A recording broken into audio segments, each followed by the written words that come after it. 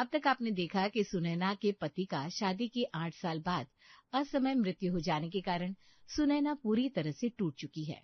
एक तरफ सास के ताने तो दूसरी तरफ 7 साल की बेटी की जिम्मेदारियां।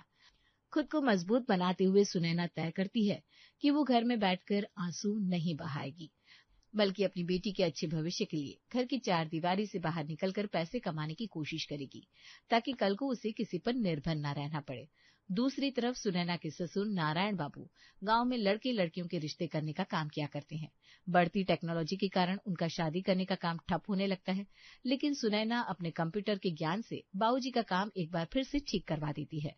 गांव में ही रहने वाले पटेल काका शहर से पढ़कर आए अपने बेटे आशीष के लिए लड़की ढूंढने का काम नारायण बाबू को सौंपते हैं।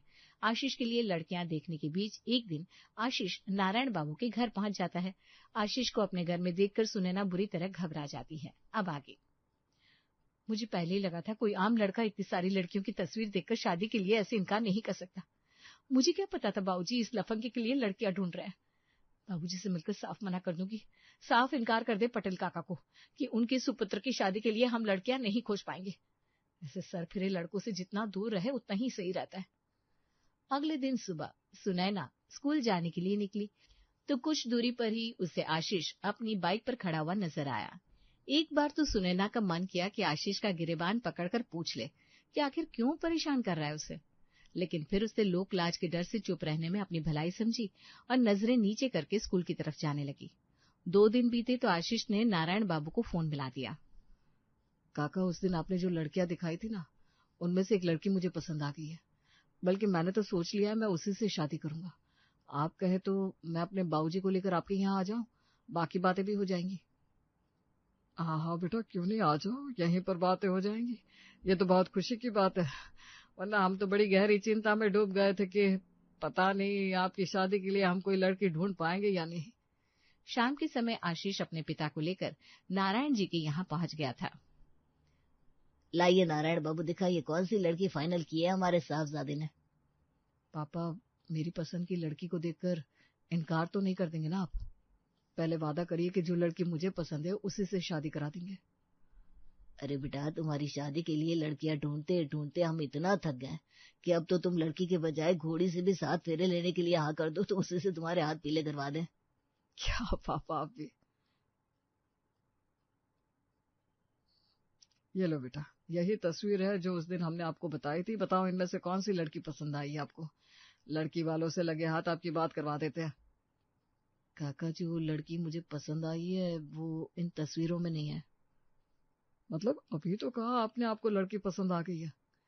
जी, लड़की पसंद है, लेकिन ये तस्वीर वाली नहीं। आशीष अभी कह ही रहा था कि तभी सुनैना चाय नाश्ता लेकर बैठक में आ जाती है। आइए ना, आप भी बैठिए ना। पापा, मैं जिस लड़की के बारे में बात कर रहा हूं ना, यही है वो। मुझे तस्वीर वाली लड़कियों से नहीं बल्कि काका की बेटी से शादी करनी है। आशीष की बात सुनकर नारायण बाबू और पटेल साहब दोनों कुर्सी से उठकर खड़े हो जाते हैं। नारायण बाबू तो कुछ देर तक जैसे कुछ भी बोलने की स्थिति में ही नहीं थे और सुनैना चाय की ट्रे टेबल पर पटक कर कब की कमरे से जा चुकी थी। आशीष को समझ में नहीं आ रहा था कि आखिर उसकी बात पर सभी लोग ऐसी प्रतिक्रियाएं क्यों दे रहे हैं, जैसे उससे कोई अनहोनी बात करती हो। अरे पापा, आप लोग इतने हैरान क्यों हो रहे हैं? मैं सच कह रहा हूँ, मुझे उनकी बेटी बहुत पसंद है और मैं उसी से शादी करना चाहता हूँ। वो शायद गांव के स्कूल में पढ़ाती है। जब पहली बार उन्हें स्कूल जाते समय देखा था ना, मुझे पहली नजर में बहुत अच्छी लगी थी। लेकिन मैं गांव का माहौल समझता हूँ, इसीलिए मैंने आपसे शादी के लिए लड़कियां ढूंढने को कहा। मुझे अंदाजा था कि आप आसपास की सभी लड़कियों की तस्वीर कैसे भी करके मुझ तक पहुंचा देंगे, लेकिन इतनी लड़कियों को रिजेक्ट करने के बाद भी सुनैना की तस्वीर मुझ तक नहीं आई। हाँ, वो अलग बात है कि मैं खुद यहाँ पहुंच गया। पापा, आप काका को विश्वास दिला दीजिए कि मैं अच्छा लड़का हूँ और शादी के बाद उनकी बेटी को बहुत खुश रखूंगा। और हाँ, हमें कोई दहेज भी नहीं चाहिए। माफ कीजिएगा भाई साहब, अपनी बेटी की तरफ से हम हाथ जोड़कर क्षमा मांगते हैं। मुझे अगर जरा भी अंदाजा होता ना कि ये यहाँ पर ये सब बातें करने के लिए मुझे लेकर आ रहा है तो मैं कभी यहाँ नहीं आता। हो सके तो माफ कर दीजिएगा। लेकिन पापा, मैंने कोई गलत बात कहाँ की है जो आप ऐसे माफी मांग रहे हैं? अरे मैं तो रीति रिवाज के साथ धूमधाम से शादी करना चाहता हूँ। यहाँ तक कि मैंने आज तक उनकी बेटी को कभी सड़क पर रोक कर बात तक नहीं की है। मैं तो सीधा बड़ों के माध्यम से शादी करना चाहता हूँ। आप लोग ऐसा रिएक्शन क्यों दे रहे हैं? आखिर हुआ क्या है? अरे तुम चलो यहाँ से। तुम्हें शहर भेजकर 4 क्लास इसलिए नहीं पढ़ाया था कि तुम यहाँ गांव में आकर दूसरों की बहन बेटियों को बेइज्जत करते घूमो। तुमने आज नाक कटा कर रख दी हमारी। अरे किसी के जख्मों को इस तरह से कुरेदते शर्म नहीं आती तुम्हें? मैं कहता हूँ चलो घर, अब हम एक पल भी यहाँ नहीं रुक सकते। अरे लेकिन हुआ क्या है? आखिर क्या कमी है सुनैना में? और मैंने कब किसके जख्म कुरेद दिए? मुझे तो समझ में नहीं आ रहा कुछ। जिस सुनैना की तुम बात कर रहे हो ना, वो हमारी बेटी नहीं बहू है। मेरे 7 साल की पोती की माँ है और इस घर की इज्जत है। अब तुम्हें मेरी बात समझ में आ गई या कुछ और समझाऊं? इतना कहकर नारायण जी ने बैठक में दीवार पर फूल माला लगी अपने बेटे की तस्वीर की ओर इशारा करके आशीष से कहा, ये देख, ये है मेरा बेटा सुनैना का पति। और कुछ जानना है तुझे?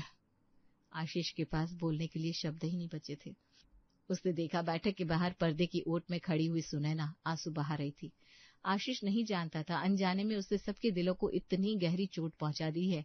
जिस लड़की को वो आज तक इस घर की बेटी समझकर शादी करने के सपने संजो रहा था, वो बेटी नहीं इस घर की विधवा बहू थी। इस सच ने आशीष को गहरा आघात दे दिया। पटेल साहब अपने बेटे को लेकर वहां से निकल गए। ये सब क्या करके आया है तू? अरे किसी की विधवा बहू के लिए उनकी मर्जी के बिना शादी का प्रस्ताव लेकर उनके घर पहुंच गया। कितनी बड़ी बेहूदगी हुई है हमसे, तुम्हें अंदाजा भी है? और उस बच्ची की भावनाओं का मजाक बना सो अलग। नारायण बाबू हमारे बारे में न जाने क्या सोच रहे होंगे। आशीष इस पल में कुछ भी सोचने समझने की क्षमता मानो खो चुका था। उसे समझ में नहीं आता था कि आखिर ये सब उसके साथ क्या हुआ। जिस लड़की को पहली नजर में देखते ही उसने उसके साथ जीवन बिताने के सुंदर ख्वाब देख लिए थे, वो एक विधवा हो सकती है, ऐसा तो उसने सपने में भी नहीं सोचा था। खैर, सदमा आशीष को भी लगा था। अगले कुछ दिनों तक वो गुमसुम सा अपने कमरे में बंद रहा और फिर हफ्ते भर बाद अपना सूटकेस पैक करके कमरे से बाहर निकल आया। मुझे ऐसा लग रहा है पापा, मैंने गांव वापस लौटकर कुछ गलती कर दी। मैं शहर में ही ठीक था। मैं वापस शहर जा रहा हूँ, वहीं जॉब करूंगा। पहुंचकर आपको खबर करूंगा। अरे बेटा, अभी कुछ दिन पहले ही तो पढ़ाई पूरी करके लौटा है तू, और तेरे बाबूजी तो वादा कर रहे थे कि तू अब पढ़ाई खत्म करने के बाद यहीं हमारे साथ गांव में रहकर अपने पिताजी का कारोबार संभालेगा। सोचा तो मैंने भी यही था माँ, लेकिन यहाँ मेरा मन नहीं लग रहा है। इतने साल से शहर में रहा हूँ, यहाँ एडजस्ट करने में समस्या हो रही है। मैं मिलने आता रहूंगा, तुम चिंता क्यों करती हो? मैं सब समझ रही हूँ। अरे उस लड़की ने न जाने क्या काला जादू कर दिया तुझ पर। न कुछ सोचा न समझा, बावला हुआ जा रहा है उसके लिए। बेटा 9 साल हुए उसकी शादी को, दुनिया देखी है उसने। मेरा सीधा सादा बच्चा है अभी, जरूर उसने ही शहरी बाबू देखकर लटके झटके दिखाए होंगे।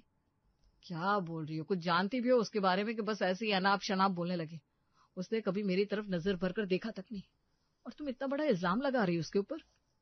सारी गलती मेरी है। ये सब गलतफहमी मेरे कारण पैदा हुई है और मैंने भी ये सब जानबूझकर नहीं किया। अब क्या करूं?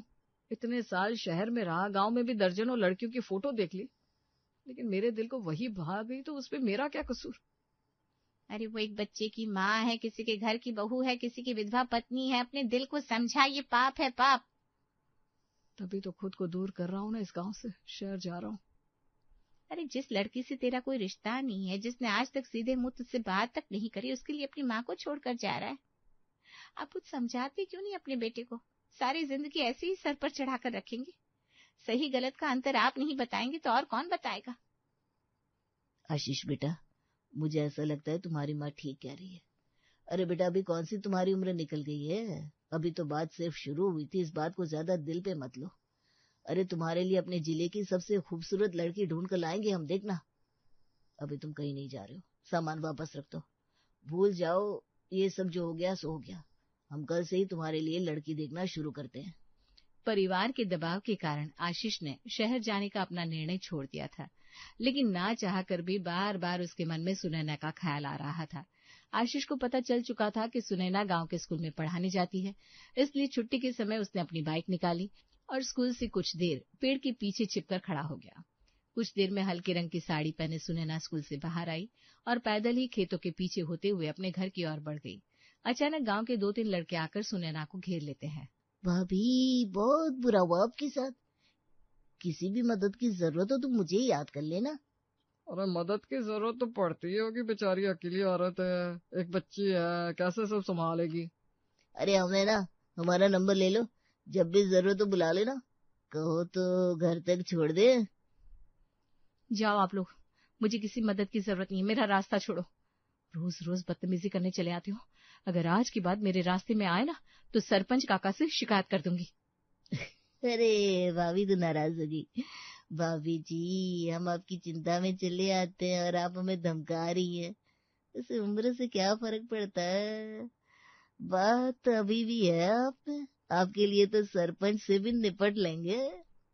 अनाप शनाप अपमानजनक बातें कहते हुए वे लड़के बाइक को लहराते हुए वहां से निकल गए। वहीं दूर खड़े होकर ये सब अपनी आंखों से देख रहे आशीष ने बिना कुछ कहे दूसरे रास्ते से बाइक घुमाई और अपने घर आ गया। ये देख बेटा, ये लड़की है, नाम है मीनाक्षी। पता चला है आसपास के कई गांव के लोग इसके साथ रिश्ते के जुगाड़ में लगे हैं। तू तो बस एक बार हाँ बोल दे बेटा, फिर तू देख कैसे तेरी शादी मैं धूमधाम से मीनाक्षी के साथ करवाती हूँ। तेरी तरह पढ़ी लिखी है लड़की। माँ बस भी करिए ना, मुझे कोई लड़की नहीं देखनी। आप मुझे ज्यादा फोर्स करेंगे तो मैं सच में शहर चला जाऊंगा। सुनिए जी, ये सब क्या हो रहा है? अब क्या उसकी वजह से ये शादी नहीं करेगा, कंवारा बैठा रहेगा? मुझे तो लगा था मीनाक्षी की फोटो देखते ही शादी के लिए हाँ कर देगा, लेकिन इसने तो फिर से वही तस्वीर देखकर इनकार करना शुरू कर दिया। अरे भाग्यवान, झटका लगा है तुम्हारे बेटे को। थोड़ा संभालने का मौका दोगी, समय के साथ सारे जख्म भर जाएंगे। बस तुम थोड़ा हौसला रखो, जल्दबाजी में कई बार बात हाथ से निकल जाती है। पति की बात सुनकर अब आशीष की माँ भी शांत हो जाती है। पापा, मैंने मन बना लिया है, आप बात करिए। मैं अभी भी सुनैना से शादी करने के लिए तैयार हूँ। माना कि सुनैना विधवा है, लेकिन उसके आगे अभी उसका पूरा जीवन पड़ा है। जो उसके साथ हुआ उसका दुख है मुझे, लेकिन जो बीत गया उसके लिए आने वाले कल को तो नहीं झुठलाया जा सकता ना। वैसे भी एक विधवा के लिए अपना पूरा जीवन अकेले बिताना, एक बच्चे को संभालना बहुत कठिन कार्य है। क्या बोल रहे हो तुम? अरे तुम क्यों करोगे एक विधवा स्त्री से शादी, जिसका बच्चा भी है? कौन सी खोट है तुम्हारे अंदर जो ऐसा बेमेल ब्याह करना चाहती हो? ये संभव नहीं है, कान खोलकर सुन लो। मैं और तुम्हारी माँ इस बात के लिए कभी इजाजत नहीं देंगे। पापा, एक ही बात को बार बार कहने से कुछ बदलने वाला नहीं है। मैं जो कह रहा हूँ बहुत सोच समझ कर कह रहा हूँ। एक नजर में जब मुझे सुनैना के विधवा होने के बारे में पता चला तो झटका तो मुझे भी लगा था, लेकिन हफ्तों तक अपने मन को टटोलने के बाद मुझे समझ में आया कि सुनैना की सच्चाई जानने के बाद भी मेरी भावनाओं में कोई अंतर नहीं आया। हाँ, वो है कि 7 साल की बच्ची की माँ, लेकिन इसका यह मतलब नहीं कि उसकी उम्र निकल गई है। अपने गांव में चलन है 18 की हुई नहीं कि लड़कियों के हाथ पीले कर दो। लड़का चाहे 30 साल तक कंवारा बैठा हो, उससे आप लोगों को कोई आपत्ति नहीं होती, लेकिन बहू एकदम कच्ची उम्र की चाहिए। मुश्किल से 25-26 साल उम्र होगी उसकी, और इतना बड़ा दुख। मैं उसके जीवन को खुशियों से भरना चाहता हूँ पापा। मैं शादी करूंगा उससे। एक तरफ पटेल साहब बेटे को समझाने की कोशिश कर रहे थे और दूसरी तरफ आशीष की माँ सर पकड़कर दहाड़े मार कर रो रही थी। उनके लिए सच को स्वीकार कर पाना असंभव था कि उनका इकलौता काबिल बेटा किसी विधवा औरत से शादी करने के लिए पागल हुआ जा रहा है। बेटा, ये शहर नहीं गांव है। ऐसी बेहूदी बात अगर गांव में किसी ने सुन ली ना तो गांव से और बिरादरी से बाहर कर दिया जाएगा। हमारे यहाँ विधवा की दूसरी शादी नहीं होती। इस गांव में विधवा औरत की दूसरी शादी नहीं हो सकती। हाँ, लेकिन एक शरीफ खानदान की गरिमा में रहकर घर से बाहर काम करने जाती हुई विधवा को इसी गांव के इज्जतदार घरों के लड़के आते जाते परेशान करे, भद्दे कमेंट करे, उसका जीना मुश्किल कर दे, ये चलता है आपके समाज में। एक विधवा को दोबारा जीने का मौका देना बदतमीजी और बेहूदगी, और सड़क चलते उसके साथ बदतमीजी करना और भद्दे इशारे करना, ये संस्कारों की निशानी। क्यों, ठीक कहा ना पापा मैंने? तुम्हारी बातों का कोई उत्तर नहीं है हमारे पास। हम नहीं जानते हम तुम्हारे लिए क्या करें। गांव के रीति रिवाज, परंपरा, यहाँ के माहौल को भी तुम समझते नहीं हो। अरे पूरा गांव दुश्मन हो जाएगा हमारा, और पूरे गांव को छोड़ो, नारायण बाबू खुद विरोध पर उतर आएंगे। तुम उस बच्ची की जिंदगी संवारने की बात कर रहे हो और उन्हें ये प्रस्ताव उनके घर की इज्जत पर डाका लगाने के समान महसूस होगा, और देखना पूरे गांव में बवाल मच जाएगा। मैं खुद बात करूंगा सुनैना से। उसे भी समझने की जरूरत है कि ऐसे जीवन नहीं चला करता। उसकी अपनी भी तो कुछ इच्छा होगी ना।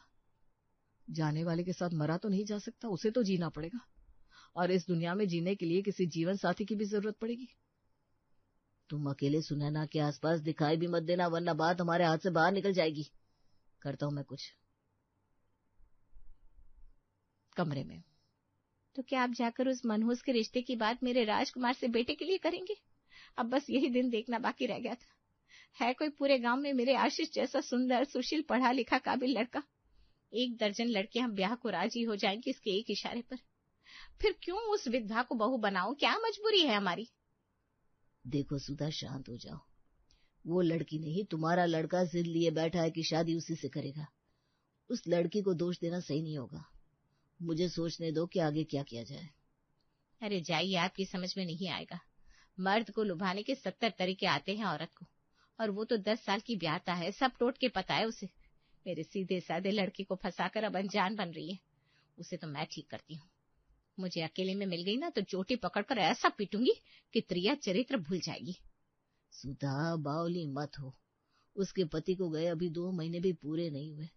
जो सुनेगा हमें ही गलत कहेगा। सारे जमाने की सहानुभूति अभी उसी के साथ है। सारे गांव को दुश्मन बनाना चाहती हो क्या? और वैसे भी उसकी गलती नहीं है। जो समझाना है अपने बेटे को समझाओ। वो कौन सा इससे शादी करने के लिए मरी जा रही है?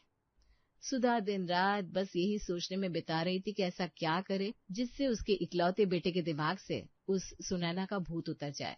लेकिन असल में कोई भूत हो तब उतरे ना। आशीष ने तो सुनैना की सादगी से प्रेम कर लिया था, और जो सच्चा प्रेम होता है वो दिल और दिमाग से इतनी आसानी से उतरता थोड़ी ना है। जो 2 पल का आकर्षण होता तो सुनैना की शादीशुदा होने और एक बच्चे की मां होने की खबर सुनकर कब का दूर हो चुका होता। लेकिन आशीष के इरादे तो जैसे और पक्के हो गए थे। क्या हुआ आगे? क्या सुनैना आशीष को अपना पाएगी? क्या सुनैना के मन में भी आशीष के लिए जगह है, या फिर ये प्यार एक तरफा है? क्या सुनैना के सास ससुर इस बात को स्वीकार कर पाएंगे कि उनकी बेटे की ब्याहता पत्नी से कोई लड़का शादी करने की इच्छा जता रहा है? कहानी के अनछुए पहलुओं को जानने के लिए कहानी के अगले भाग में हमसे जरूर जुड़े। कहानी आपको कैसी लगी हमें कमेंट में जरूर बताएं।